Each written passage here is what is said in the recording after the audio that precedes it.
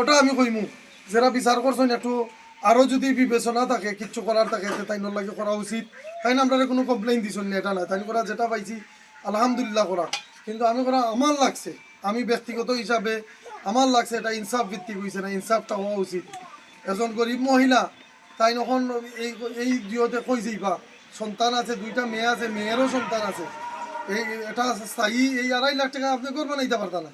এখন কিন্তু নিয়াদ গড় চিন আনতে আনতে 2.5 লাখ টাকা যাইব কি, এটা গড় বানাইবার গড়ের খরচ কই ফেলব, জায়গা কই ফেলব, এটা একটু বিবেচনা রাখা উচিত আছে। যে আর জামাইয়ার বউ তো তালাক হয়েছে না, আজ না কাল মিলবা ইনশাল্লাহ।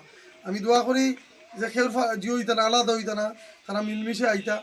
আর আমার ব্যক্তিগত তরফ থেকে এটা ছোটো মোটো জিও দিছি আমার বোনকে, আমরা আরও চেষ্টা করবো আমার বোনের লাগে। আর সবার কাছে অনুরোধ জানাই মুরাজনগরবাসীর কাছে যে অসহায় যারা গরিব মহিলাসকল আছেন এরার প্রতি আপনারা আগ্রহী হোক। খালি তাই নাই, যত ধরনের অসহায় যারা বিপদগ্রস্ত আছেন, অসহায়ত্ব বরণ করিয়া আছেন, এরার সাহায্য করতে সব আগ্রহী থাক।